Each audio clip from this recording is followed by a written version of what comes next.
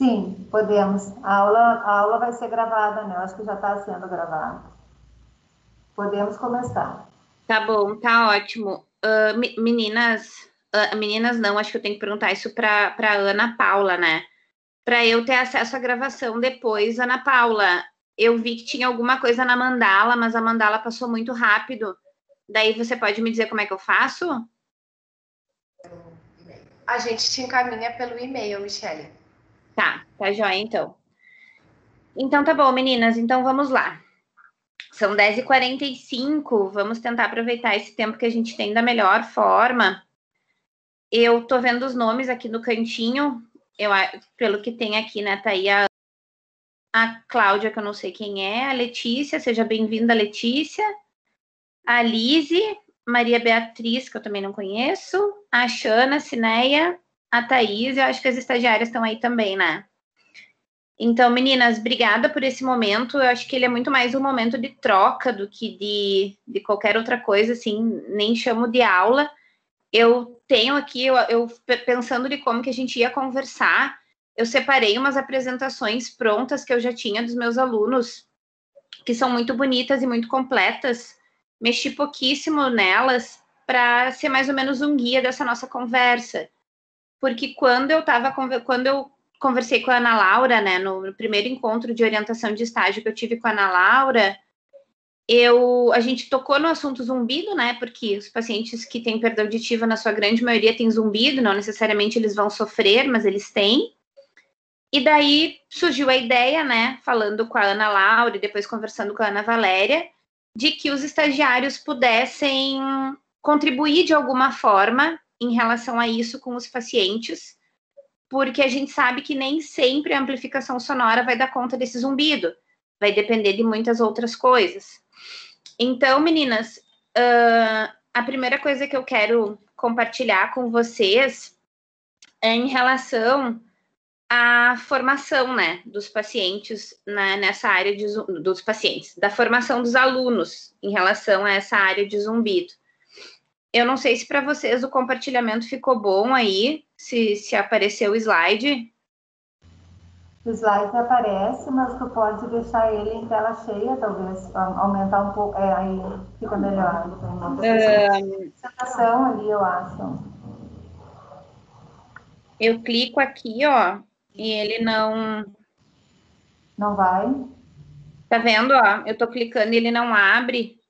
E se eu abrir aqui a porcentagem, ó, ele só... Fica melhor, assim, ele maior, mas dependendo da tela, talvez... Como é que ficou aí? Ficou bom, assim fica bom. Deixa eu ver como é que fica passando. Tem algumas coisas que vai cortar. Deixar assim, acho que daí fica bom para vocês e não corta as informações que a gente precisa. Tá, ok. Meninas, assim, ó, tem um monte de slide nessas duas apresentações que eu abri para a gente conversar, e também está aberta aqui a tese da Sheila, e era para estar aberta, deve ter ficado escondida aqui, a tese da Carol, que foram duas teses de doutorado que a gente desenvolveu no nosso programa de pós-graduação, que são instrumentos de tratamento para o zumbido. Então, assim, antes eu estava falando sobre a questão da formação, né? Nossos futuros colegas fonoaudiólogos.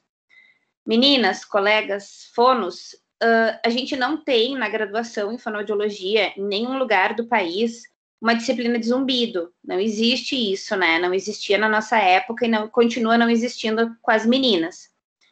O que existe? Existe os meus projetos de extensão, que a formação em zumbido está lá, e existe o meu projeto de pesquisa, que a formação em zumbido está lá. Mas hoje a gente tem no curso de fono 120 alunos, mais ou menos. E no meu grupo de pesquisa tem mais ou menos 20 alunos de graduação. O projeto de pesquisa o projeto de extensão está parado pela pandemia, o projeto de pesquisa ele está ativo e a gente vai começar os grupos de estudo. Então, dá bem para vocês perceberem que dos 120 alunos que a gente tem, eu tenho 20 no grupo, então eu consigo fazer uma formação muito pequena de zumbido nos nossos futuros colegas fonoaudiólogos, E desses 20 membros do grupo, 5, 8 talvez, tiveram contato com zumbido e espero que os próximos queiram ter mais contato diretamente no nosso ambulatório de zumbido que nós tínhamos e temos, e espero reativar ele quando tudo passar, quando a pandemia acabar. Então, eu tinha 8 alunos em contato direto com avaliação e tratamento dos pacientes com zumbido. Dentre eles, a Ana Laura. Então, por isso que surgiu, né, a ideia dessa nossa conversa. E não tem como a gente esgotar o tema hoje. Eu fico totalmente à disposição de vocês para a gente pensar em outras datas, mediante o desejo de vocês no que vocês querem aprofundar em relação ao zumbido. Porque eu tenho total consciência, gurias, que é impossível vocês implantarem um programa de acompanhamento e tratamento a paciente com zumbido dentro do programa de saúde auditiva. Vocês não têm braços para isso, é impossível. O que eu vou tentar muito, esse mês, na verdade, eu já começo em função do Novembro Laranja, né, que é o mês de conscientização ao tratamento do zumbido, eu vou tentar expandir mais essa formação, chamar mais a atenção dos alunos, para que vocês tenham estagiários que possam ajudar com essa demanda dos pacientes que estão com aparelho auditivo e que não estão bem, que o zumbido continua incomodando, que já se passaram 6 meses de amplificação sonora, 1 ano de amplificação sonora, e o paciente continua se queixando. Então, a ideia é mais ou menos essa, assim, é vocês conhecerem o que a gente tem, conhecerem aonde a gente está se embasando em relação às evidências científicas, em relação à literatura do tema, e eu tenho total consciência que vocês não vão conseguir dar conta dessa demanda, porque é muito paciente. E o objetivo da saúde auditiva é a protetização. Então, era isso que eu queria fazer, assim como fala inicial. Dizer para vocês que a gente não tem uma formação estabelecida para os alunos de graduação. Não tem planos para que isso aconteça. Ontem teve uma reunião das professoras da áudio, porque a Fernanda, a nova colega, assumiu recentemente, ela assumiu dia 13 de outubro, e a gente fez uma reunião das profs de áudio, e não cabe, não tem como a gente colocar disciplina de zumbido na graduação, então os nossos futuros colegas não terão isso assim de modo curricular. Vai continuar tendo quem gosta da área e vem para o grupo de pesquisa, ou o que aconteceu esse ano, os estagiários que foram para o 5º ano, a Ana aí com vocês e as outras 5 estagiárias que eu tenho fora, na verdade estagiários, que tem um que é o Pedro, estão vivenciando o zumbido e eu estou conseguindo melhorar, digamos assim, ou iniciar a formação deles no tema por meio das orientações e por meio desses diálogos, assim, que a gente está tendo hoje, que eu também estou fazendo com os outros estagiários, com as outras formas. Então, essa era a primeira coisa que eu queria dizer para vocês em relação à formação, aos estagiários, e eu sei que é impossível isso caber na vida de vocês. Tá, meninas? Então, eu não vou passar todos os slides explicando cada coisa. Então, o que eu queria combinar com vocês? Que vocês me dissessem depois, Michele, a gente gostaria de explorar por que a DTM dá zumbido. A gente gostaria de explorar por que tomar água melhora o zumbido. Tô dando exemplos bem por alto, assim, meninas. De tudo que eu comentar aqui, vocês me falam o que vocês gostariam de explorar mais, tá?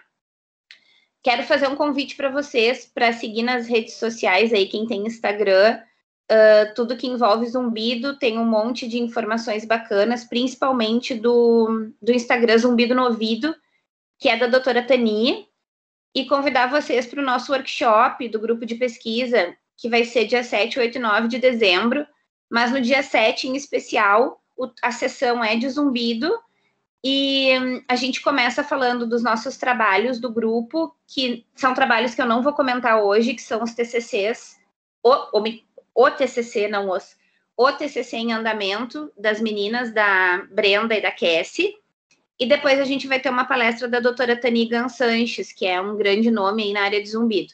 Então já fica o meu convite para vocês para o nosso workshop. Tá, meninas?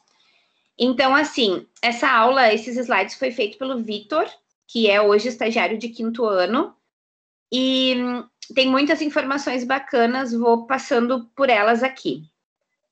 Meninas, o zumbido ele é o 3º pior sintoma que existe, né? Então, não é por acaso que cada vez mais cresce os estudos e as evidências, as buscas de evidências para que esse sintoma seja tratado e seja realmente retirado da vida dos pacientes. Ontem, a doutora Tani fez um depoimento de casos de cura. Então, cada vez mais a gente tem que motivar os pacientes que a cura realmente existe, que pode ser que para alguns casos ela não exista, mas antes da gente falar que a cura não existe, a gente tem que explorar todas as possibilidades. Então, sendo o 3º pior sintoma, eu vou continuar lutando para que a nossa formação enquanto fonoaudiólogo seja completa no zumbido, pensando no paciente como um todo, pensando fonoaudiologicamente em tudo, e não só nas questões auditivas. Essa foi a primeira grande mudança no nosso ambulatório, então a gente pensa em tudo. Eu voltei para estudar MO, coisas que eu não estudava há muito tempo, eu fui estudar, porque precisa, principalmente em função da DTM e das questões de tensão de musculatura de cabeça e pescoço. Então, sendo o 3º pior sintoma, não é possível que esse sintoma não tenha tratamento. Sendo um sintoma e não uma doença, a gente não pode deixar o paciente dizer que ele não está bem, que ele não está feliz com o aparelho e com a vida dele, porque o zumbido está incomodando. Então, a gente vai buscar todas as possibilidades para tentar tratar esse zumbido. A parte neurofisiológica do zumbido, ela já foi muito explorada, e a principal causa neurofisiológica é a redução do input. Então, quando eu tenho uma perda auditiva, seja ela em frequência isolada ou em muitas frequências, essa redução do input, ela pode mudar todo o funcionamento bioquímico e de neuromodulação de toda a via auditiva, desde o tronco encefálico até o córtex auditivo, e essas mudanças bioquímicas e de neuromodulação nessa atividade neural, ela vai mudar a atividade espontânea da via auditiva. E essa mudança de atividade espontânea, ela vai gerar uma hiperatividade, e essa hiperatividade, ela é interpretada como um som que vai chegar lá no córtex auditivo. E daí vem as mudanças da reação do paciente em relação ao zumbido, por meio dessa interpretação que o córtex auditivo vai fazer. É um som positivo, que é muito difícil, né? Um som negativo, que é aquele que incomoda pouco, muito ou é incapacitante, ou é um som neutro, que não vai fazer diferença nenhuma na vida do paciente. E quais as relações que isso tem aqui no córtex auditivo, no tálamo e principalmente no sistema límbico? É a ativação desse sistema límbico em função das emoções. Então, o zumbido, ele ativa o sistema límbico e o sistema límbico cuida da nossa tristeza, alegria, depressão, ansiedade, frustração. Então, se esse som é negativo, ele vai amplificar todos esses sentimentos negativos que o paciente já tem, porque ele ativou o sistema límbico. Então, existe toda uma mudança aqui de funcionamento do que eles chamam de mapa tonotópico cortical e de função cerebral, porque tem um som lá que está sendo registrado como um som negativo, que está sendo registrado como um som ruim. Então, desde lá de Jastreboff, quando ele começou a fazer as interpretações da neurofisiologia do zumbido, ficou muito claro para a gente que não é aqui só, bem pelo contrário. Aqui na cóclea está a principal fonte de formação, de geração do zumbido quando eu tenho uma perda auditiva. Não necessariamente eu preciso ter uma perda auditiva, eu posso ter uma cocleopatia subclínica. O que é isso? O que é uma cocleopatia subclínica? Eu tenho emissão otoacústica presente, eu tenho função coclear normal, mas eu já tenho uma cocleopatia, eu já tenho uma alteração de uma das 3 fileiras de células ciliadas externas, que ainda não me ausentaram emissão autoacústica, mas que já podem me trazer um sintoma zumbido. Por quê? Porque essa cochleopatia subclínica, ela também pode mudar essa ativação da via auditiva e vai chegar lá do mesmo jeito. E vai ser interpretado de uma dessas formas, positivo, negativo ou neutro. Então, não necessariamente eu preciso ter perda auditiva. E por que eu tenho paciente que tem perda auditiva e sofre, e eu tenho paciente que tem perda auditiva e não sofre? Por conta dessa representação que vai ser gerada aqui no córtex auditivo e por conta do que o paciente traz junto com essa história do zumbido que ficou registrado lá no sistema límbico. Então, tem um monte de paciente que chega pra gente dizendo, né? Eu sei que o meu zumbido começou no dia que eu perdi minha mãe. Eu sei que o meu zumbido começou no dia que eu sofri um acidente. Então, o registro daquilo ali lá no sistema límbico, ele ficou muito enraizado em atividade neural como uma representação negativa. E a amplificação sonora não vai dar conta, em alguns casos, de desmanchar essa representação negativa. E daí a gente vai ter que fazer toda uma orientação e um aconselhamento ao paciente, por mais que nós não sejamos psicólogos e sejamos fonoaudiólogos, a gente vai ter que fazer toda uma orientação e todo um aconselhamento para que esse paciente entenda que aquele som é muito inocente, é muito fraco e que ele não tem todo esse poder de gerar tanto desconforto quanto o paciente fez com que isso se tornasse. E daí isso vai uma, vai duas, vão 3, vão 4 sessões, quantas precisarem. Porque quando a gente cuida de paciente com zumbido, a primeira coisa que tem que ter na nossa cabeça é que a gente não pode ter pressa e que não sabemos quantas sessões a gente vai precisar para conseguir desmistificar e fazer o paciente entender que aquele som é um som inocente, inofensivo e deixar a ação sonora fazer o trabalho dela. Então, meninas, assim, eu dei uma super resumida aqui na parte neurofisiológica e tudo que eu falar, que vocês entenderem, que vocês querem um pouco mais, vocês me digam e a gente marca um outro encontro. Aqui é só uma outra imagem que representa essa mudança de organização, né, de mapa, de network cerebral. Então, o doutor Ítalo Medeiros, ele usa muito esse termo, network cerebral, que é quando o córtex auditivo atinge e ativa outras áreas do cérebro, fazendo com que esse zumbido fique lá marcando, tá incomodando, tá incomodando, tá incomodando. E no ano de 2000, o Jastreboff deu uma me fugiu a palavra, uma inovada, digamos assim, deu uma atualizada nesses conceitos de network que o zumbido causa no cérebro do paciente. Então, quando um paciente tem perda, usa amplificação e ele não está bem, a gente pode ter certeza que esse network do cérebro dele, em função do zumbido, está muito ativado. Então, ele tem muita atividade espontânea em outras áreas que não no córtex auditivo e está muito forte no sistema límbico dele essa marca de que esse som é insuportável. Então, é isso que a gente tem que tentar desmanchar como o aconselhamento. Etiologia do zumbido tem muitas, né? Eu falei da perda auditiva porque a gente está falando para vocês que são de um serviço de saúde auditiva, mas dentro dos fatores auditivos tem tudo isso, né, meninas? Tem uma gama de possibilidades.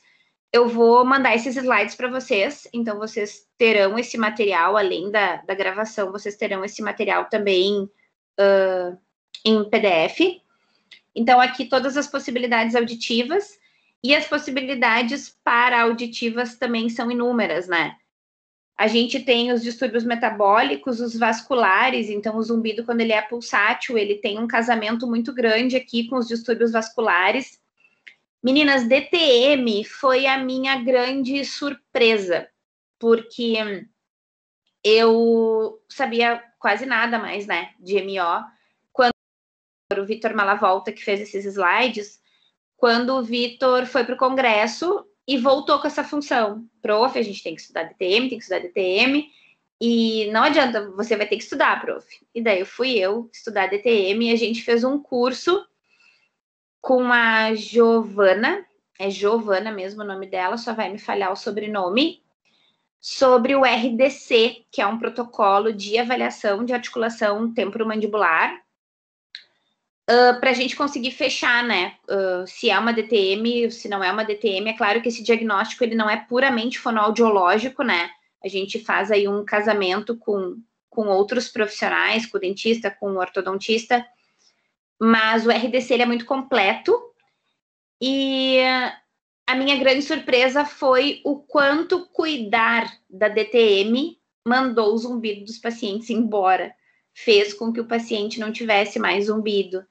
E a gente tem muitos casos de remissão do zumbido no ambulatório, tem muitos pacientes que a gente teve o prazer de ouvir eles dizendo: não tenho mais zumbido, eu tô bem, eu não preciso mais vir aqui. E muitos casos foram de tratamento da DTM. Então, tanto a parte fonoaudiológica quanto a não fonoaudiológica. Daí a gente tem uma parceria com a professora Ângela Busanello, né, que é a prof de MO, que tem uma parceria com um projeto da Odonto, da professora Mariana... Tá me faltando o sobrenome de todo mundo, da professora Mariana, da Odonto, não vou lembrar o sobrenome dela, infelizmente, mas a professora Ângela fez esse link para a gente, para nós podermos encaminhar os pacientes para lá. Então, quando o tratamento da DTM, ele não é puramente fonoaudiológico, quando não é só uma questão de exercícios, de musculatura, de liberação de tensão. E ainda temos N outras possibilidades aqui. O estresse tem um lugar muito grande, né, na geração de zumbido e na amplificação do zumbido. Então, uma coisa que eu sempre tento marcar muito, muito, muito com os alunos, quando a gente está no ambulatório, e tenho feito com as meninas, com as estagiárias também, é assim: eu tenho o agente causador do zumbido, e eu posso ter, além do causador, inúmeros agentes amplificadores do zumbido, que vão mexer nesse mapa, nesse network do cérebro, que vão ativar N outras caixinhas lá dessa hiperfunção, desse aumento de atividade espontânea do sistema nervoso auditivo central e de outros lugares que não são auditivos e que acabam sendo ativados pela presença de um outro som. Porque o paciente que tem zumbido, ele ouve o som que ele tem que ouvir da vida, e ele tem uma outra via auditiva, uma outra via ativando outro lugar paralelo, que é quem vai ouvir e responder para aquele zumbido. Então, são dois sons subindo ao mesmo tempo, né? Por isso que é tão desesperador e por isso que tem tanto paciente que se sente incapacitado por esse zumbido. Então, a gente precisa olhar para quem está causando e a gente precisa olhar para quem possivelmente está amplificando. Então, se eu tenho um paciente que tem perda auditiva, está com aparelho, mas ele toma um monte de medicamento que tem zumbido como efeito colateral, provavelmente a amplificação sonora não vai dar certo. Tá, Michele, mas não dá para o paciente não tomar os remédios. Com certeza, não dá. Mas dá para o paciente saber que os medicamentos que ele toma têm zumbido como efeito colateral e que assim o aparelho não vai fazer o zumbido dele ir embora e ele pedir para o médico se tem como ele substituir essa medicação. Isso dá para fazer. Se o paciente tem uma rinopatia alérgica e essa rinopatia está fazendo uma disfunção de tuba auditiva e essa disfunção de tuba auditiva está fazendo uma redução do input por uma alteração de orelha média, isso vai ser um amplificador do zumbido também. E se eu tenho uma rinopatia que não está tratada, eu tenho que tratar essa rinopatia. E daí eu vou pedir para o colega otorrino para cuidar disso. Distúrbio do sono, a mesma coisa. Vou precisar pedir ajuda para o colega otorrino. Mas não só pedir ajuda para o colega otorrino. No aconselhamento, no material de aconselhamento que a gente se baseou no material da Tinnitus Activities Treatment, que quem trouxe isso para o Brasil foi a Siemens. E na época eu trabalhava na Siemens, a Siemens chamava Siemens, Hoje não chama mais, hoje chama o Grupo Sivantos, né? Então, tudo mudou, mas foram eles que trouxeram a Tinnitus Activity Treatment para o Brasil. E o Dr. Richard Tyler, lá da Universidade de Iowa, nos Estados Unidos, desenvolveu esse material que tem inúmeras possibilidades de melhorar o sono do paciente por meio de mudança de rotina. Então, coisas bobas do tipo, tire o celular da cabeceira da cama, tape a luzinha daquela luzinha que fica da televisão, que fica vermelhinha, ou dependendo da televisão, uma cor, tape aquela luzinha para fazer completamente o escuro do quarto. Faça um ritual para dormir. Então, isso é para quem tem zumbido, mas funciona muito para quem tem insônia também. E parece tudo muito bobo, mas para os pacientes faz muita diferença. E quando eles escutam da gente que eles precisam fazer isso para o zumbido deles melhorar, eles vão tentar. Porque uma das primeiras coisas que a gente faz com o paciente no início do acompanhamento deles no ambulatório é dividir a responsabilidade. 50% do teu sucesso depende do que eu vou tentar fazer e de como eu vou tentar te ajudar. Os outros 50% do teu sucesso é por tua conta. Sucesso da redução do teu zumbido, da remissão do teu sintoma. Então, temos que trabalhar no teu sono? Temos. Então, vamos desligar o cérebro pelo menos uma meia hora antes de ir para a cama. Vamos parar de mexer no celular, sair da frente da televisão, não ficar na frente da tela do computador. Vamos fazer uma leitura, vamos fazer uma meditação, vamos fazer uma oração. Daí a gente vai tentar entender o que para o paciente vai funcionar melhor. Mas tem o que fazer? Tem um monte. Então, de todas essas possibilidades para auditivas, tem o que a gente consegue, enquanto fonoaudióloga, usando todos os materiais de apoio para o aconselhamento, a gente consegue fazer. Tem as coisas que a gente vai precisar do nosso colega otorrino para nos ajudar. Antes de eu sair de licença, a nossa referência aí no USM para zumbido era o Ellison. Não sei se alguma coisa mudou aí na organização. A gente estava com um link muito bacana com os residentes, porque daí tem os residentes que já vêm com esse desejo maior de entender e cuidar de zumbido, e tem os que não, e isso é completamente compreensível, né? Assim como na nossa fonoaudiologia, né? A gente tem quem ama determinada área e quem não ama nem um pouco, e assim vai. Mas daí eu vou, então, pedir ajuda para o colega otorrino no que a nós não compete. Meninas, aqui tem, nesses próximos slides, explicações de cada uma dessas daqui. Então, tem explicações de cada um dos fatores auditivos e dos para-auditivos. Eu não vou me adentrar nisso, porque, como eu já falei, né, eu vou tentar fazer uma conversa um pouco mais ampla e a gente marca outros encontros, se assim for do desejo de vocês. Então, esses daqui eu vou passar. Eu não sei se vocês querem falar alguma coisa até o momento, ou se tá tudo bem.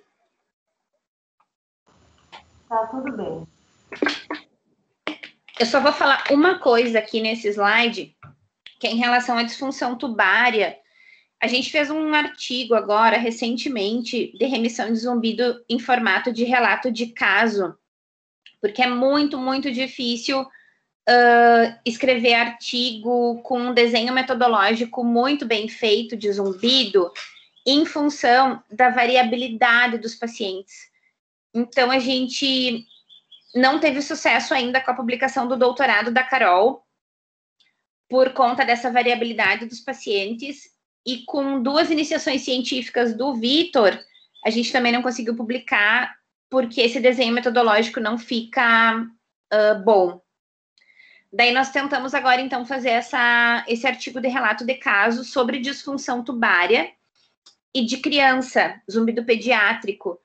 Então, foi um caso que nós recebemos de uma criança, assim, o problema da minha vida é o meu zumbido, atrapalhando a escola, atrapalhando relacionamentos, assim, amiguinhos, brincar. e era uma criança com histórico de otite de repetição, com rinopatia e o zumbido. Tá me incomodando, tá me incomodando. Nós recebemos a paciente no ambulatório e a paciente, no momento, no dia, estava com curva A. Então, ela não tinha nada de alteração de orelha média.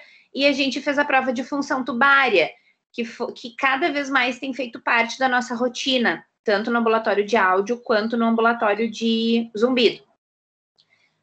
Ela teve disfunção tubária, apresentou disfunção tubária, e nós apresentamos para ela um protocolo de terapia fonoaudiológica para disfunção tubária, que é um artigo que foi publicado, se eu não estou errada, em 2004, eu não quero falar bobagem, mas é um artigo de terapia para disfunção tubária e terapia de MO. Então, é com sopro de língua de sogra, com diferentes espessuras de canudo para tomar água, com manobra de valsalva, totalmente terapia de MO. E a menina fez a terapia sozinha, não fez conosco, sozinha, né, acompanhada dos pais, mas ela fez. A menina normalizou tuba auditiva e o zumbido foi embora. Então, é um caso de remissão de zumbido por disfunção tubária, por rinopatia. Ela tratou a rinopatia, a gente fez a terapia de MO para disfunção tubária e ela ficou bem. Então, se vocês tiverem pacientes que estão com a prótese, não estão felizes, não estão bem, o zumbido está lá e vocês têm uma história desse paciente de rinopatia ou de alergia, ou simplesmente trocou a temperatura, meu ouvido entupiu, façam uma prova de função tubária e eu mando para vocês agora, quando nós terminarmos, eu já mando para vocês esse artigo. A terapia é muito simples, é muito tranquila de fazer, o paciente dá conta muito bem de fazer sozinho, a gente só mostra para eles. Inclusive, no ambulatório, nós já estávamos deixando uns kits prontos com as orientações da terapia, como que ela funciona, com os canudos de diferente espessura, com o balão e com a língua de sogra, para os pacientes já levarem o kit. Então, eles não precisariam comprar nada. Então, a gente deixou os kits prontos e já dava para eles. É simples, não é? É muito simples. É só a gente lembrar que um paciente que tem zumbido e que não está bem, pode ser que ele tenha uma disfunção tubária, pode ser que uma terapia de MO trate essa disfunção tubária e que o zumbido vai embora. Acontece? Sim, muito. E a gente teve, então, esse artigo que a gente escreveu, e não sei se vai ter sucesso de publicação, mas foi bem bacana escrever e o resultado foi jóia, assim, a menina ficou ótima. Então, seguindo adiante, aqui estão todas as explicações que eu comentei. Aqui tem uma imagem de ATM bem bonita.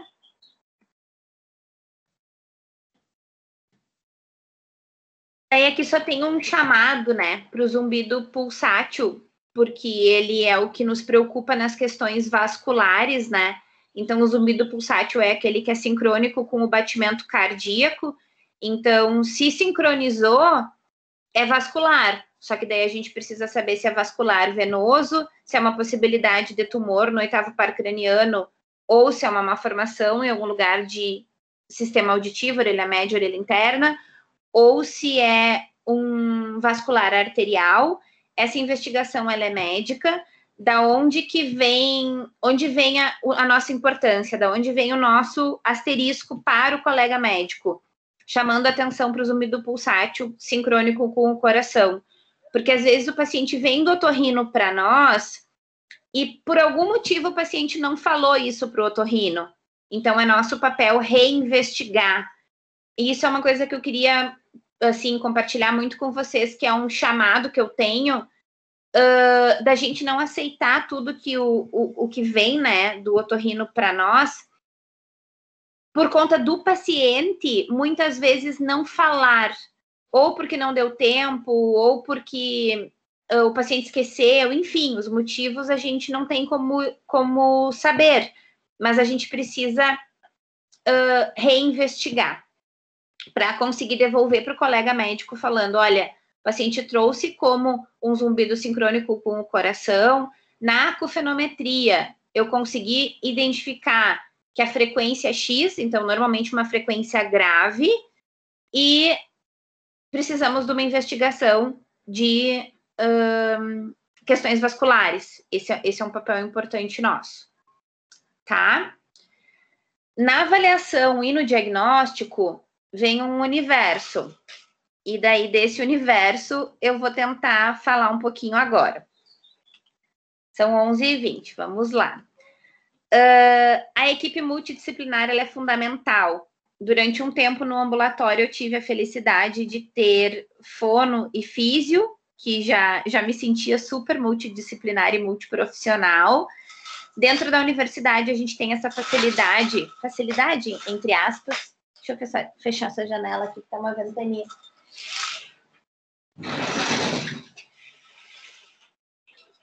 Digo facilidade entre aspas, porque a gente sabe que nada é fácil, né? Nenhum novo encaminhamento e uma nova consulta é fácil, mas a gente está dentro de um hospital escola, então a gente pode tentar criar esses links, né? A gente conseguiu com a odonto por meio da professora Ângela, com a fisioterapia eu também tenho um contato bom por meio da professora Michele, é Michele o nome dela também, e de novo, né, o sobrenome dela eu não lembro, desculpa.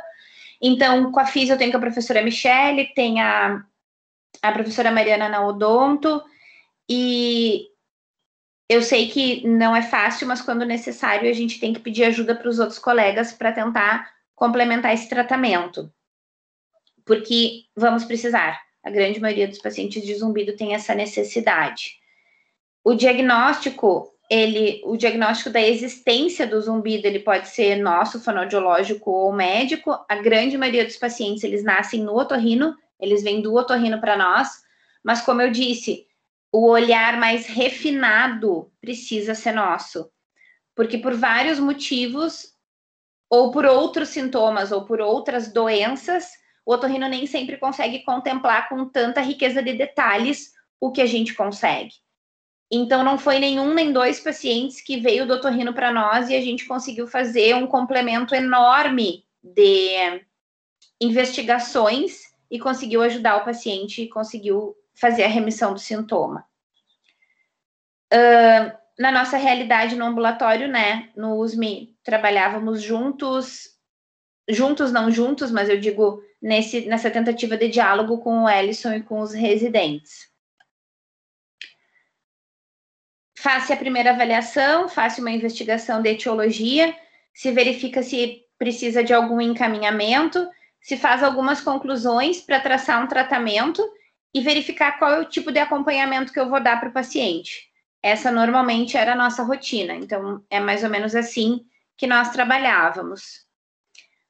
Os exames laboratoriais normalmente vêm do médico, a gente faz a audiometria, a acufenometria, emissão autoacústica quando eu tenho limiar normal ou possibilidade dela até 50 dB de perda por meio do produto de distorção.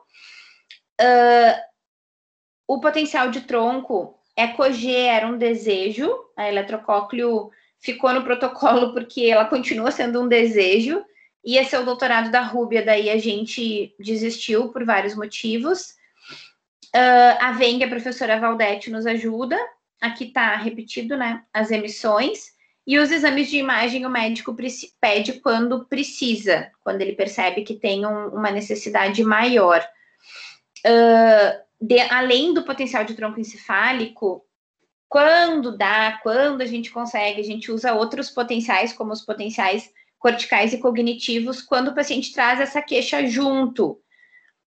Não é protocolar, mas a gente tenta. Daí, naquela ideia de olhar o paciente como um todo, se nós estamos atendendo um idoso e esse idoso traz uma queixa cognitiva junto, já tem algumas características de demência, a gente tenta complementar com um exame cognitivo. Um exame potencial evocado auditivo, o P300, né, que é um potencial que ajuda nessas questões cognitivas. O que a gente estava começando a fazer, mas daí eu saí de licença maternidade e não se estabeleceu, é o processamento auditivo, que do processamento auditivo, nesses pacientes de zumbido, nasceu o TCC das meninas, da Brenda e da Cassie, que agora já mudou também em função da pandemia, porque não dava para coletar. Mas a nossa ideia era começar a fazer processamento auditivo em todos os pacientes de zumbido, porque estão chegando algumas evidências científicas de que se a gente conseguir, ao máximo que puder, distrair esse paciente, distrair essa via auditiva para outros sons que não o zumbido dele, maior a nossa possibilidade de sucesso no prognóstico. Então, se eu faço um processamento, tem grandes chances desse processamento estar alterado, porque eu tenho um zumbido, eu tenho 2 sons, né? Eu tenho aquela via auditiva dupla com aquele network cerebral extremamente hiperativado. Então, eu tenho grandes chances de ter uma alteração de processamento, e daí eu vou fazer um treinamento auditivo. Fazendo um treinamento auditivo, eu estou bombardeando esse sujeito e essa via auditiva de outras informações que não são o zumbido dele. Então, as evidências nos mostram que, sim, isso ajuda muito na remissão do sintoma e ajuda no tratamento do zumbido. A professora Eliara orientou uma dissertação de mestrado da Bianca Bertuol, que foi exatamente assim, com treinamento auditivo em pacientes usuários de prótese com zumbido sem remissão. E já tivemos um trabalho aqui, então, na nossa universidade, produzido pela professora Eliara, trazendo essa evidência de sucesso. Então, isso seria um trabalho das meninas, né, que a gente está guardado na manga, uma hora a gente vai conseguir fazer. E é claro, né, meninas, lógico, foi como eu falei lá no início da nossa conversa, é impossível vocês fazerem tudo isso, é impossível vocês darem conta de tudo isso, porque vocês estão no serviço de saúde auditiva para seleção, indicação, protetização, verificação, validação de pacientes para prótese auditiva.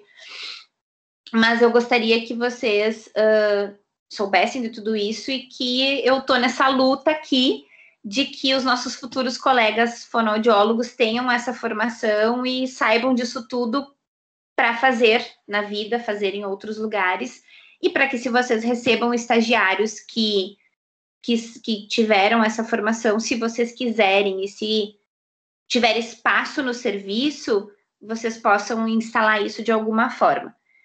Então, o processamento não está aqui, mas é um desejo ainda. A acufenometria, ela sempre foi muito questionada. Faz, não faz, por que faz? A doutora Tani fez uma aula, congresso do ano passado, talvez, ou ano retrasado, e mostrou ela fez uma busca na literatura sobre o que se falava da acufenometria, e a conclusão ela ajuda. O que a acufenometria vai fazer? Ela vai nos ajudar a mostrar para o paciente o quão fraco é aquele som. Então, eu vou fazer uma medida de loudness, uma medida de pitch, com o tipo e com a localização do zumbido. Eu não vou entrar na técnica dela, mas se vocês desejarem, a gente volta nisso. É facílimo de fazer. É rápido de fazer, dependendo da resposta do paciente. Se o paciente entender direitinho, é rapidinho. Mas eu consigo saber a frequência do zumbido, o que é super importante quando eu estou falando de amplificação sonora, porque tem um trabalho, eu não me lembro se é do Tyler, que ele fala do mixing point, que está bem descritinho na tese da Gisele Munhoz, que fala sobre mascarar o zumbido ou permitir mascaramento ou habituação. Então, eu estou mascarando esse zumbido com amplificação sonora ou estou permitindo uma habituação com o zumbido? Se na acufenometria eu tenho a frequência do zumbido e essa frequência ela está dentro da zona amplificável, eu vou colocar um pouco mais de ganho naquela região. Eu vou lá naquele canalzinho, naquela frequência e vou aumentar um pouquinho mais o ganho naquela região, lógico, dentro do que o paciente sentir como confortável, que não haja distorção do som, mas que eu coloque 2 dB a mais ali, eu já estou tentando mascarar esse zumbido. Mascarar o zumbido é um problema? Não, não é um problema. Mas talvez eu não consiga permitir com que o paciente tenha habituação, que é o quê? Continuar ouvindo o zumbido com a amplificação sonora para que a longo prazo esse zumbido vá embora e o paciente consiga tirar o aparelho e ficar sem zumbido. Porque com o mascaramento, qual é o risco que eu corro? Eu tenho mais ganho naquela região ali, onde eu fiz a acufenometria, eu tenho mais ganho um pouquinho, eu mascarei o zumbido, mas daí o paciente tira o aparelho e o zumbido bomba. Isso pode ser ruim para o tratamento.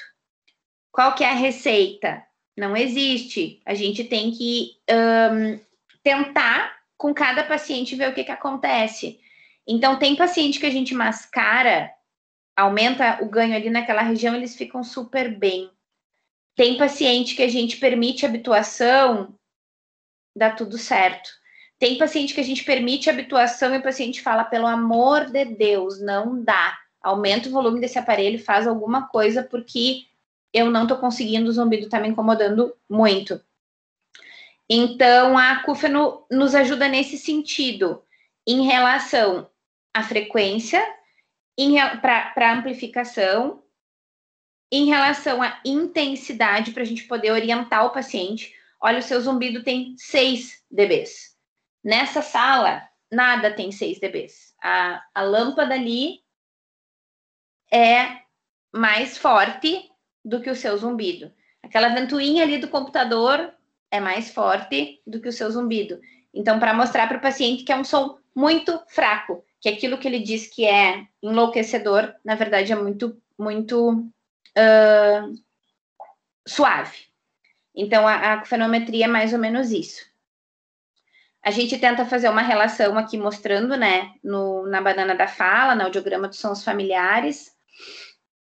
E a anamnese é gigante, a gente fica um tempão fazendo anamnese. Tem um modelo de anamnese que eu não sei se está nessa aula ou na outra, mas tem um modelo de anamnese super detalhada que nós fizemos baseada no guideline de zumbido da Sociedade Americana de Otorrino, não é assim?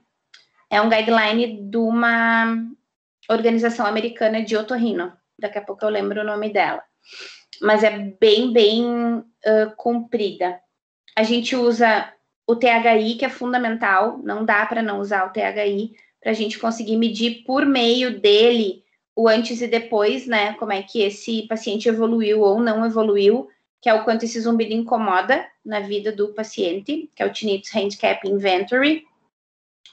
A EVA, simples e super contribui. A gente tem, né, essas reguinhas impressas e a gente mostra para o paciente e pergunta como que ele se sente em relação ao zumbido dele, de acordo com esses números, expressões faciais e cores. Daí o paciente fala, meu zumbido está 8, meu zumbido está 6, meu zumbido está 10. A doutora Tani fala que zumbidos de 5 para menos são os zumbidos que o paciente vai viver e vai dar conta e tudo bem.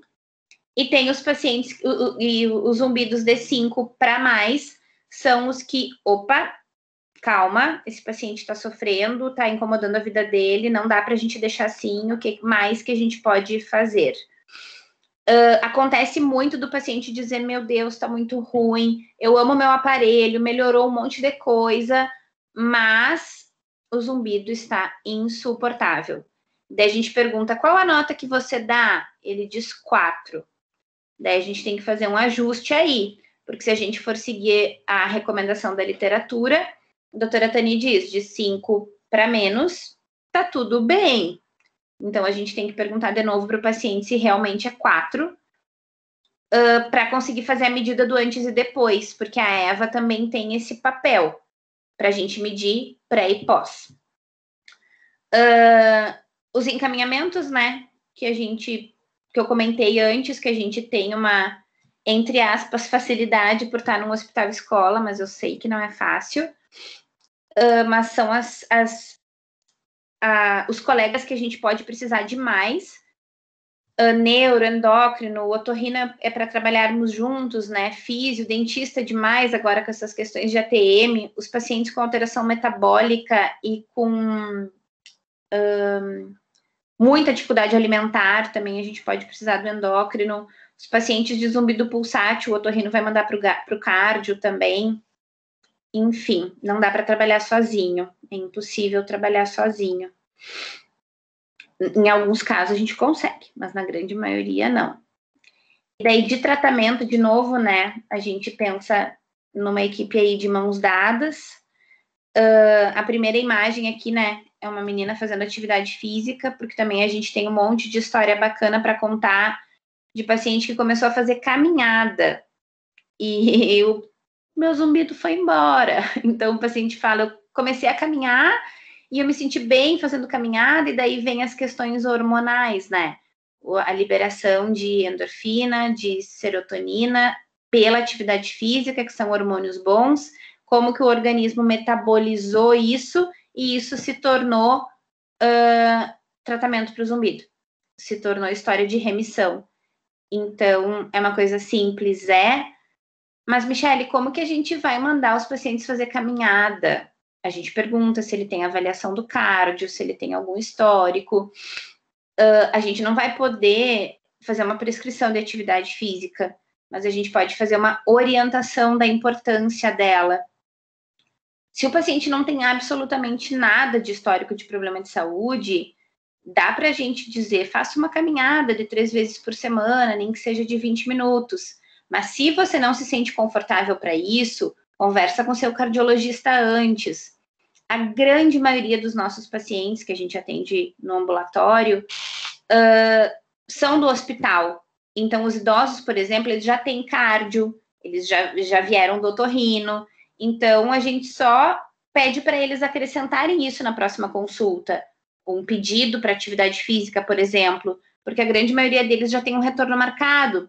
Se não tem, eles podem fazer uma solicitação de retorno. Então, não fica tão difícil para o cardio, por exemplo, na questão da atividade física. Meninas, tratamento aparelho, né? Eu não preciso nem falar, vocês são craques super em aparelho. Tipos de terapia, né? Tem a TRT, tem a Mindfulness, que é uma meditação que a gente pode ensinar o paciente a fazer. Mas como assim, Michele? Como que a gente vai ensinar a fazer meditação? A gente não é terapeuta holística, mas não precisa ser. É tudo muito tranquilo, é muito fácil de ensinar. O aconselhamento fonoaudiológico, que foi o nosso pontapé inicial, foi pelo aconselhamento que a nossa vida de zumbido na universidade começou. Nós começamos com os grupos, e dos grupos a gente decidiu que nós faríamos atendimentos individuais quando a Rúbia fez a dissertação de mestrado dela. Então, a dissertação da Rúbia culminou num protocolo de orientação sessão única. Sessão única, entre aspas, é porque todas as possibilidades de tarefas do paciente, elas estão integradas nesse arquivo de sessão única, que foi o resultado, o desfecho da dissertação de mestrado da Rúbia. Eu não me lembro se está aqui, eu acho que não, mas está nessa outra apresentação aqui.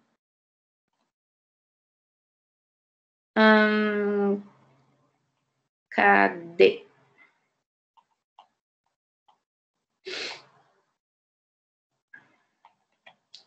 Aqui. Então, esse daqui foi o desfecho da dissertação de mestrado da Rúbia. A gente não conseguiu publicar. Esse artigo foi para a revista, voltou com sugestões. Daí a gente arrumou, voltou, negado. Daí agora ele está em outra revista. Então, a gente está usando, citando, né, a dissertação de mestrado da Rúbia. Esse protocolo, ele é bastante sugerido pela Gisele Munhoz, porque a Gi foi banca da Rúbia, e foi muito bacana ter a Gisele na banca, porque ela tem muita experiência em zumbido, e a minha vida no zumbido começou com a Gisele, quando eu trabalhava na Siemens ainda, atendendo os pacientes dela com ela. Então, para que serve esse protocolo de aconselhamento? Para que a gente tente ver todos os possíveis fatores que estão influenciando naquele zumbido incapacitante. Se eu preciso pedir para o paciente beber mais água, se eu preciso pedir para ele evitar longos períodos de jejum, comer de 3 em 3 horas, procurar uma atividade física, dormir de 6 a 8 horas, diminuir chimarrão, café, chá e outros alimentos estimulantes. Então, até aqui. Michele, como que eu vou saber que o paciente toma pouca água? Ele vai dizer, eu tomo 1 copo por dia, 2 copos por dia. De modo geral, o que a gente ouve, né? Ah, tem que tomar 2 litros por dia. Mas esses litros dependem do peso da pessoa, da rotina, de como que é a alimentação. Então, o generalizado são 2 litros de água por dia. É por aí que a gente tem que se basear, porque a gente não é Nutri. A Nutri sabe fazer bem direitinho, né? A conta de quanto de água pelo peso, massa corporal, massa magra, massa gorda, quantidade de água no corpo, que é aquelas... A gente faz a bioimpedância, tem um que é um guidãozinho assim. Não, a gente não é Nutri, então a gente não vai conseguir fazer isso. Mas se o paciente fala, eu tomo 1 copo d'água por dia, não dá. Tem que tomar mais água. Por quê? Porque a desidratação, de modo geral, ela pode atingir a nossa cóclea, a irrigação da nossa cóclea. E essa desidratação pode ser um amplificador no zumbido por conta dessa circulação sanguínea que vai chegar na cóclea mais poluída. Então, eu tenho 1 copo d'água por dia. Se eu tenho 1 copo d'água por dia, eu faço pouco xixi. Se eu faço pouco xixi, eu não elimino toxinas. Se eu não elimino toxinas, elas ficam no meu organismo. Se elas ficam no meu organismo, elas ficam em todos os lugares, inclusive no meu sistema auditivo. Se ela chega lá, isso também pode ser um fator que vai fazer com que a minha via auditiva tenha uma mudança de atividade espontânea. E essa atividade espontânea e hiperatividade seja registrada lá no meu córtex auditivo como aquele som ruim que incomoda. Então, eu preciso dar para o meu paciente a tarefa de beber mais água. Se ele toma 1 copo, ele vai para 2, que vai para 3, que vai para 4, e daí ele vai tomar X garrafinhas por dia. Vou tomar um gole.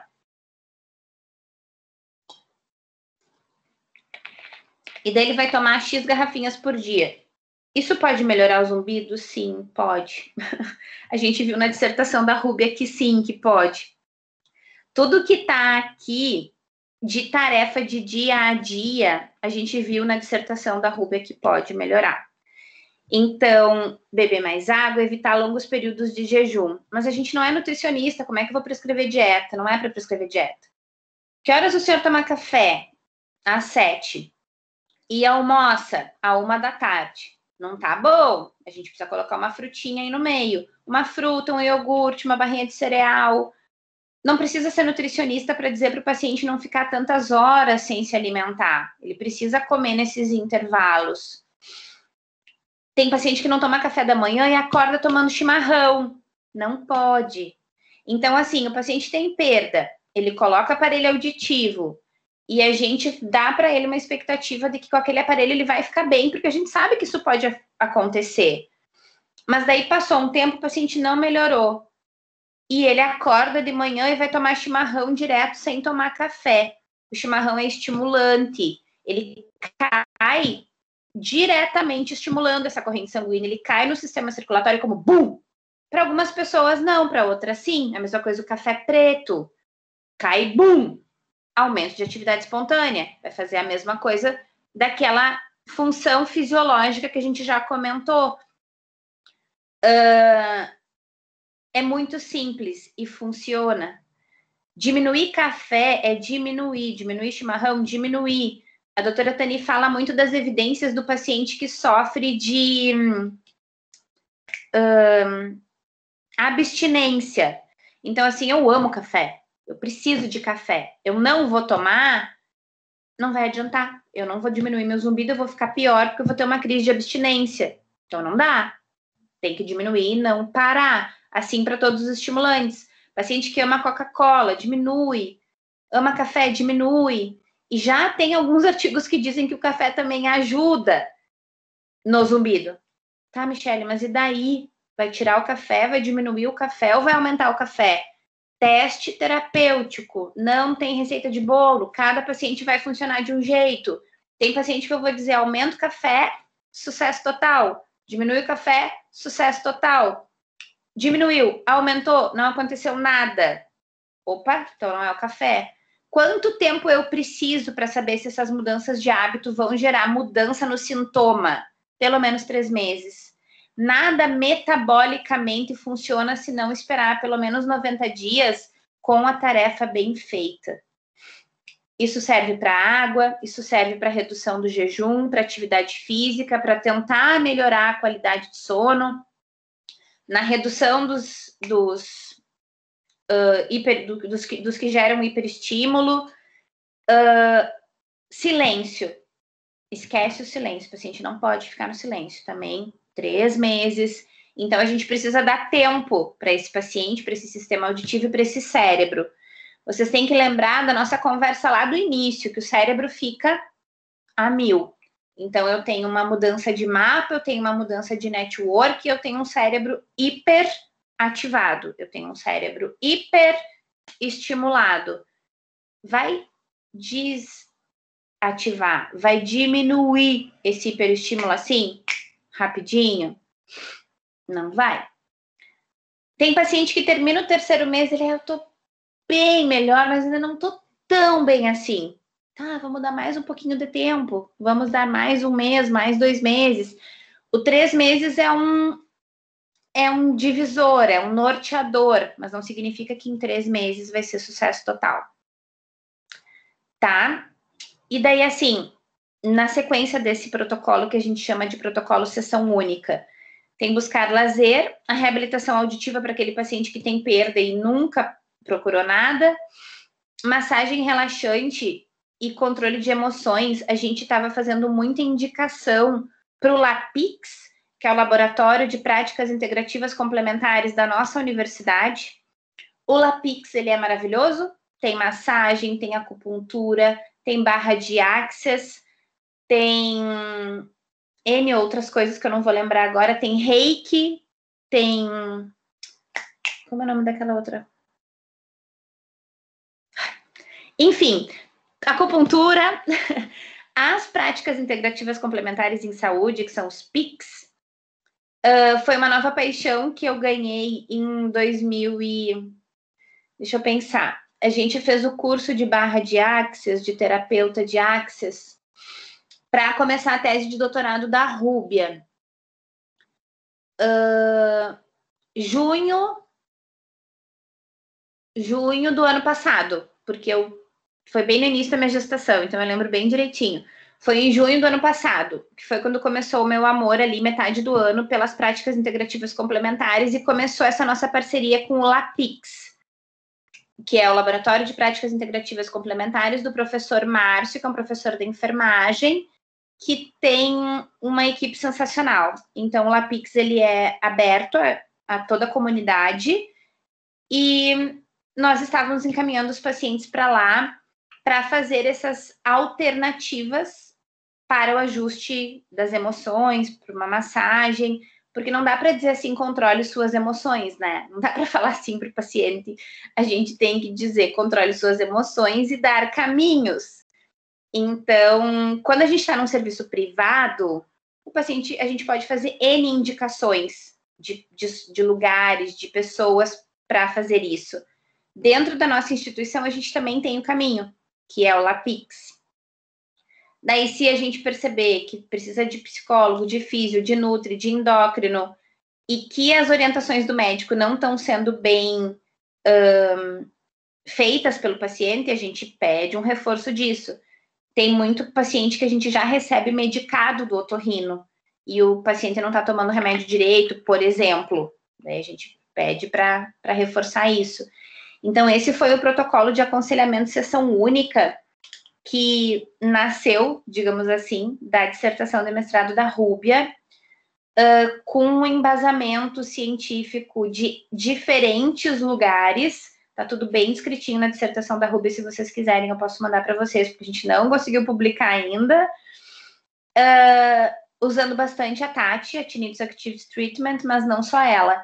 N outras evidências que falam sobre metabolismo, sobre benefícios de PICS, por exemplo, práticas integrativas complementares, tanto que o doutorado da Rúbia, ele foi para esse caminho, né? A Rúbia, o doutorado dela está sendo com barra de áxias, então ela está fazendo terapia de áxias nos pacientes com zumbido crônico, e ela está coletando agora, porque o LAPIX está funcionando, voltou agora já mesmo com a pandemia.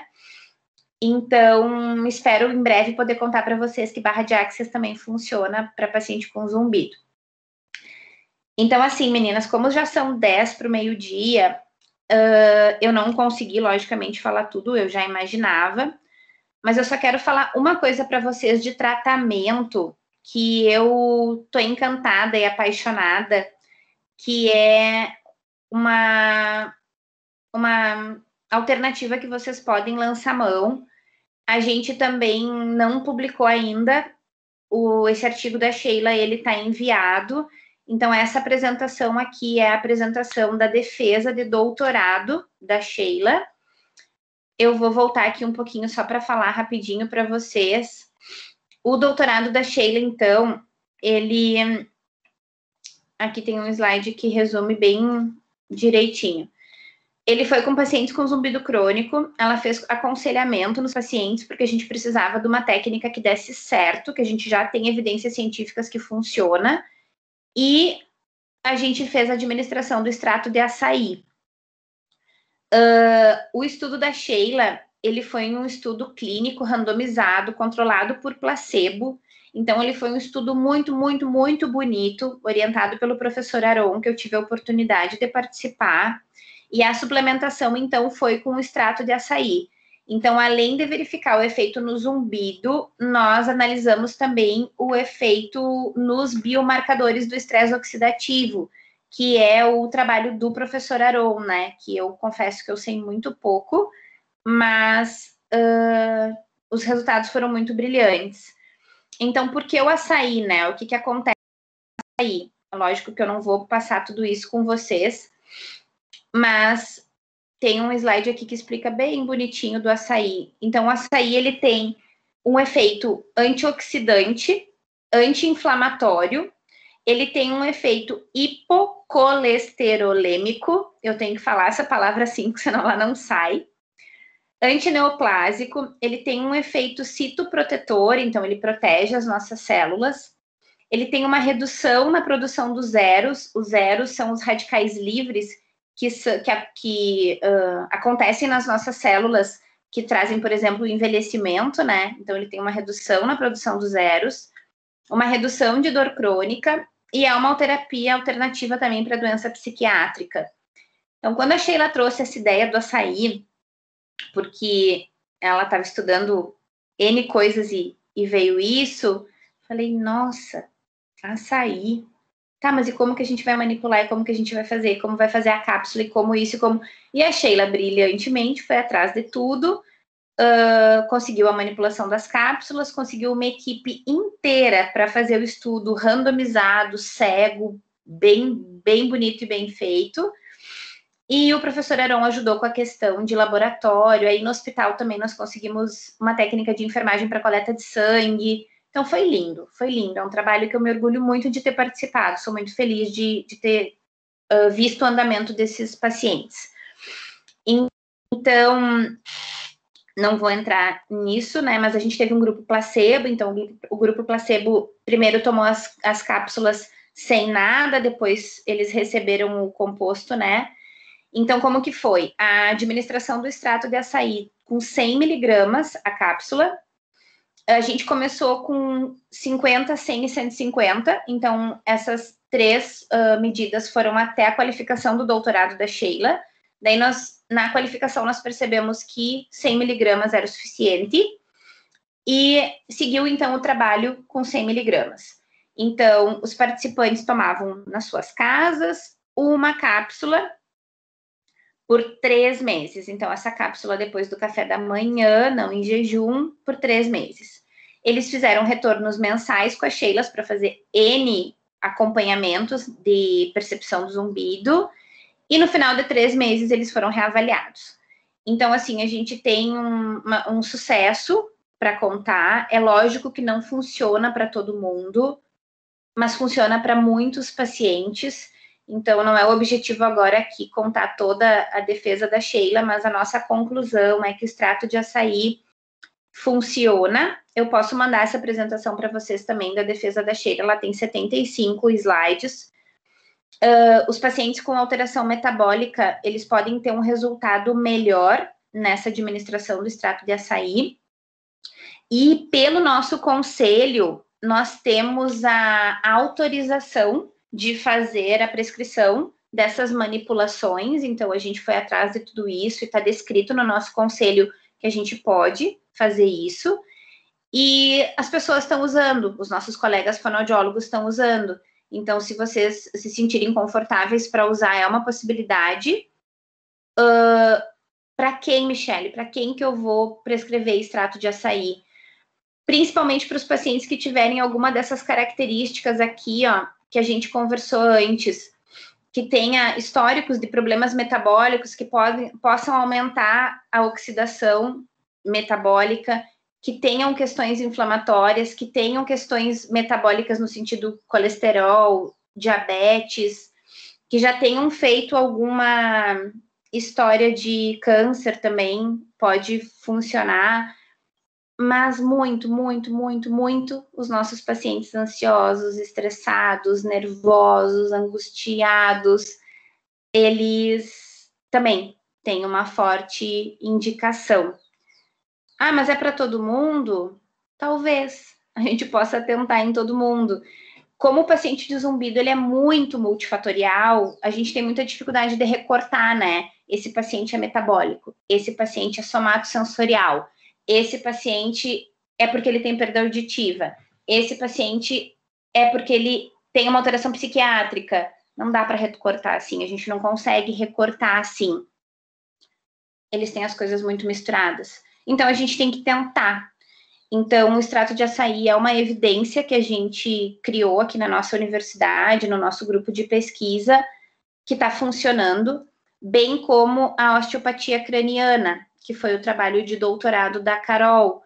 A osteopatia craniana e a acupuntura, também nós mostramos evidências científicas. Eu não sei onde foi parar a aula da Carol, que eu tinha deixado aberta aqui, mas eu consigo buscar ela bem rapidinho. Acho que se eu colocar Carol aqui, já vai aparecer no meu computador. Carol Veloso. Só vou colocar o título aqui, que tem a apresentação dela da qualificação. Então, a Carol, ela fez um trabalho de doutorado também com osteopatia craniana e com acupuntura para paciente com zumbido crônico. E daí funciona bastante... ignorar. Funciona bastante... Então, vou botar transferir o que acontece. Não sei se vai abrir. A osteopatia craniana funciona bastante para paciente com mais tensão, né? Nessa região. Eu vou cancelar isso aqui, porque eu não sei o que eu estou fazendo. Mas tá aqui. O que eu queria mostrar para vocês era mais o título mesmo do trabalho da Carol, que também foi um trabalho muito bonito, que eu também tive muita alegria de participar. No LAPIX, no Laboratório de Práticas Integrativas da nossa universidade, também tem osteo e acupuntura. E pacientes com tensão muscular, que vocês percebem essa rigidez de cabeça e pescoço, que vocês conseguem ver na avaliação de ATM, que tem rigidez, que tem muito estresse aqui, ele pode se beneficiar bastante da osteopatia, mais do que outros, mas quem não tem também pode se beneficiar. Tá, Michele, mas quem eu mando? De novo, teste terapêutico. No mercado privado, isso é um pouco complicado, porque a gente tem que explicar isso para o paciente, ele vai ter um custo com aquilo, ele vai gastar e talvez não dê certo. Na nossa instituição, é tudo, né, pelo Sistema Único de Saúde, mas gera uma expectativa no paciente, né? Será que vai dar certo? Será que eu vou ficar bem? E aí entra o nosso papel de explicar para o paciente, olha, a gente tem a chance de que dê tudo certo, mas talvez não dê, a gente precisa tentar. Então, orientação, trabalhar com as expectativas, isso é uma coisa que a gente está muito acostumada na fono, né? E vocês trabalhando com prótese, muito, porque a gente nunca sabe exatamente como que o paciente vai se comportar na protetização. Mas tem milhões de coisas para fazer. Milhões, meninas. Então, assim, eu tô aqui falando há quase 1h30. Poderia ficar falando muitas outras horas e meias, assim, porque tem muita coisa para fazer, mas o nosso horário já se esgotou. Eu queria deixar esse recado para vocês que o que não falta são formas de tratar, que nós temos uma rede de apoio na universidade muito grande para esses pacientes. Lógico que agora com a pandemia está tudo funcionando diferente, mas elas existem.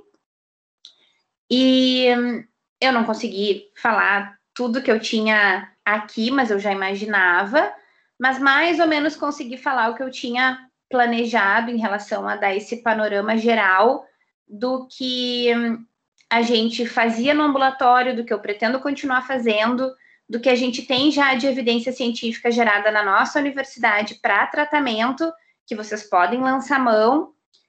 E também falei, né, do quanto eu estou lutando aí na formação desses nossos futuros colegas, para que esses nossos pacientes realmente possam ser cuidados. Porque ser o terceiro maior sintoma que existe não é pouca coisa. Então, é muita coisa. Então, eu espero ter contribuído, eu espero não ter chovido no molhado, e eu estou absolutamente à disposição para compartilhar com vocês um tema que me alegra muito compartilhar. E esse mês, por ser o mês do Novembro Laranja, a gente vai fazer algumas ações no nosso grupo de pesquisa pelo Instagram. Vamos fazer lives contando casos de sucesso, a gente vai gravar algumas videoaulas para o nosso canal do YouTube, e daí eu mando para vocês por e-mail, porque não deu tempo de eu colocar aqui o nosso canal de Instagram, essas coisas, mas eu mando para vocês por e-mail tudo, se vocês quiserem acompanhar, nos ajudar a compartilhar também. Então, eu vou começar a fechar aqui. Agora eu já voltei para a tela que eu vejo vocês. Acho que agora a Ana abriu. Meninas, então, é isso. Não sei se vocês têm perguntas. Eu tenho tempo para responder se vocês quiserem, mas não sei como é que vocês estão de tempo aí.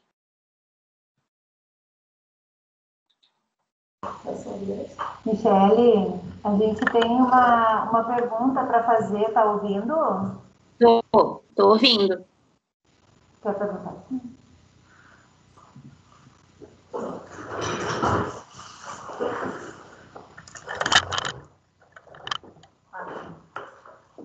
Oi, Michele, estou aqui no cantinho. Me conta uma coisa a respeito do açaí. Algum paciente chegou ou vocês chegaram a investigar sobre alguma possível reação adversa assim, ao uso do açaí, ou ele sendo usado, não podendo ser usado com algum outro medicamento que o paciente use? Sim, ele não apresenta reações adversas. Nós percebemos que os pacientes que tomavam 150 miligramas, eles não tinham reações adversas, mesmo com a dosagem maior. Mas o efeito positivo, ele era exatamente igual a quem tomava 100 miligramas. Então, não tem reações adversas, a gente não precisa se preocupar com isso. A gente pode, com bastante tranquilidade, falar para o paciente manipular o açaí, porque ele é um tratamento complementar, então não tem problema. Nós conversamos muito com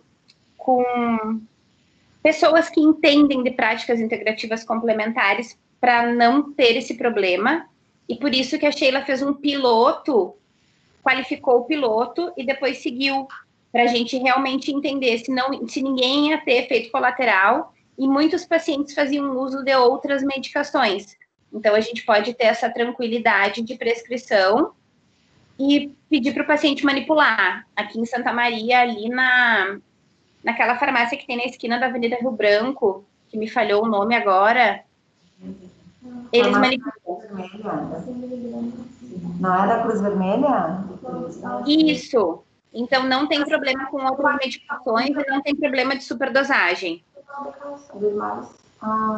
A Sheila falou que aqui de Camobi é a Dermares, que é ali do lado de onde eu moro, também eles manipulam. Verdade, verdade, verdade. Era Sim. isso. Mais alguma coisa?